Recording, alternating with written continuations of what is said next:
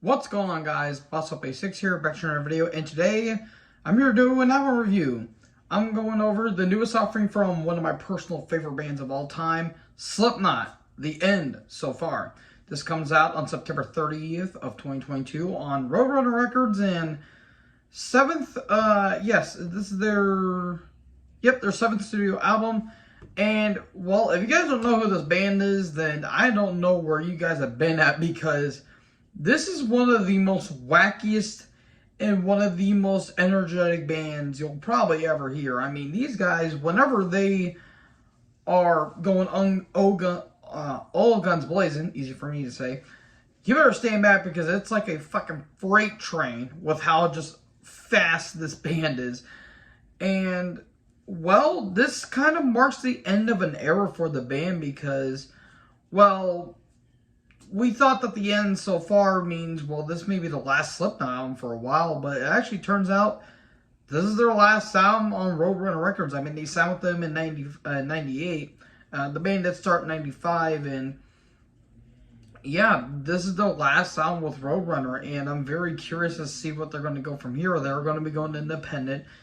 And you guys have heard me praise this band. I mean, I did my retrospective on them, and well, this album is certainly something. I mean, bro, fucking vote with these guys, I will say, because for a final album on a record label that they've been on for like 25, almost 25 years, this was a hell of an album to call to end the contract with, because this album is absolutely amazing from start to finish. Well, I wouldn't say from start, because I'll get to the negatives here in a little bit, but I do want to talk about the production behind the scenes.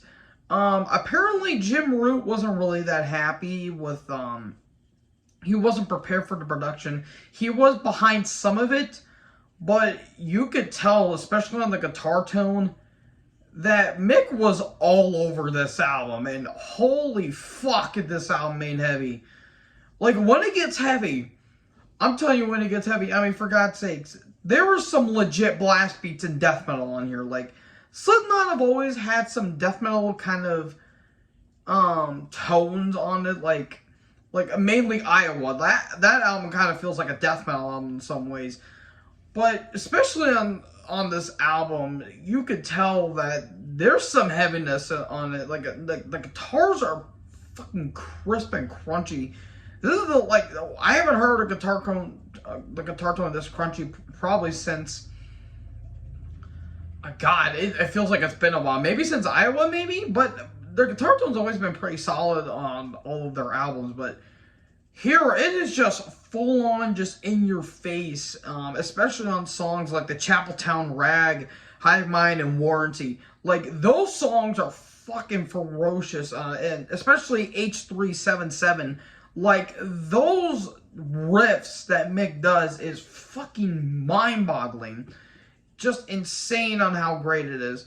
And I do want to say another thing. Sid Wilson, he almost outdid himself with the atmosphere on this album, because this is gloomy with atmosphere. Because, yeah, there are some times where Sid kind of has spots where he shouldn't be on, but this was kind of needed, because this is honest to God. Like, when it gets creepy, flat out it gets creepy. And not to mention also Craig Jones, the samples and the keyboards that he does, it just adds to the atmosphere.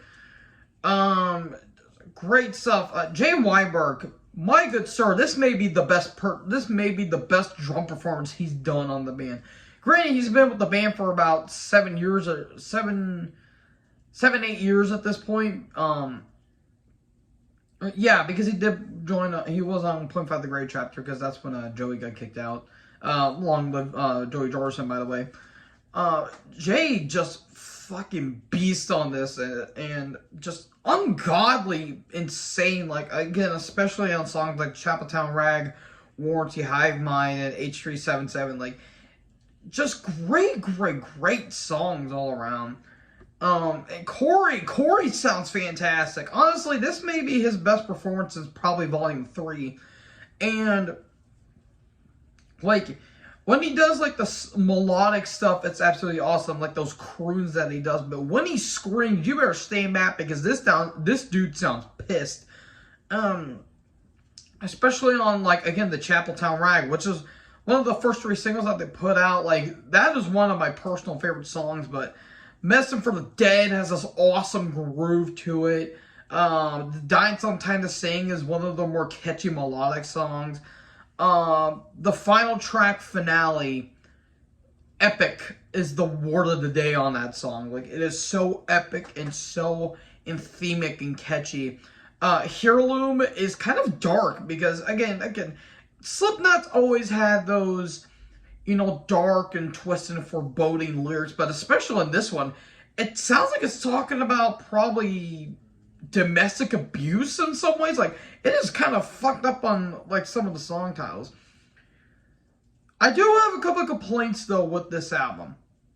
One, it's almost an hour long. I felt like they could have cut down some songs or cut down the song length because, honestly, Medicine for the Dead, that's the longest track here, and it's only 6 minutes. I feel like they could have cut some of the fat off, and that was kind of the problem I had a little bit with this album. Songs like Ascetic and Decide, I did not get those songs. Like, those songs, especially Ascetic, like, it's kind of stupid and goofy in some ways in terms of the lyrics. Like musically, it's not bad. It's just the lyrics are a little dumb. And Decide, I just couldn't get into it. Like, I listened to it like twice, and I still couldn't get into it. The one song, though, I've seen quite a bit of reviews on it. The song Adderall is the biggest, what the fuck are you thinking? Like, it is so macabre and so weird. It feels like it's not a Slipknot song. It feels like a B-side of a David Bowie meets Stone Sour Love Child. It is so weird. Like, it is probably the most random-ass track they've ever done in the band's entire career. And trust me, they made some random-ass tracks, but this may be probably one of the weaker songs. I go as far as say it's probably the worst song they've ever written. And they've made some stinkers, like the title track off of Iowa is 15 minutes, and that song felt like it should have been at least 5. Like, why is that song 15 minutes? My God, I get it has a really great atmosphere, but goddamn, that song goes on forever. Yeah, that's only, like, the songs themselves are actually really damn good. It's just those 3 tracks I don't need to be on there. Another thing, too, the production. Now, I understand. Joe Basari, I think that's how you say his name, he does good production. It sounded a bit thin. Just a pube hair thin. Like, felt like the double kick, the bass drum could have been, like, it feels a tad compressed. Like the drums do sound like clicky. Like, the double kick sounds a little clicky. The drums could have had a little more punch to it. And the bass could have been more prominent because Alessandro Venturella, granted, he's no Paul Gray, but he's a damn good bassist in his own right. But those are literally, like, the only complaints. Like, Adderall and Decide and Ascetic, those songs didn't need it, and the production could have been up a little bit more. Granted, you're working with nine